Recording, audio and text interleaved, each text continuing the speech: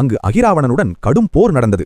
ஹனுமான் அவனை பலமுறை அடித்து வீழ்த்தினார். ஆனால் எத்தனை முறை கொன்றாலும் அகிராவணன் மீண்டும் உயிர் பெற்று எழுந்தான். இதைக் கண்டு ஹனுமான் ஆச்சரியப்பட்டார். இதில் ஏதோ ஒரு மந்திர ரகசியம் இருக்கிறது என்று அவர் உணர்ந்தார். சிறிது நேரம் கழித்து ஒரு ரகசியம் அவருக்கு தெரிந்தது. அகிராவணனின் உயிர் அவன் உடலில் இல்லை. அது 5 திசைகளில் எரிந்து கொண்டிருந்த 5 தீபங்களில் மறைந்திருந்தது. அந்த 5 தீபங்களையும் ஒரே நேரத்தில் அணைத்தால்தான் அகிராவணனை கொல்ல முடியும். ஆனால் 5 திசைகளில் இருக்கும் தீபங்களை ஒரே நேரத்தில் எப்படி அணைப்பது? அந்த நேரத்தில்தான் ஒரு அதிசயம் நடந்தது. ஹனுமான் தனது அதிசய சக்தியால் பஞ்சமுகி ஹனுமானாக அவதாரம் எடுத்தார். அவர் 5 தலைகள் கொண்ட தெய்வீக உருவமாக மாறினார். அந்த 5 முகங்களின் சக்தியால் 5 திசைகளிலும் இருந்த தீபங்களை ஒரே நேரத்தில் அணைத்தார்.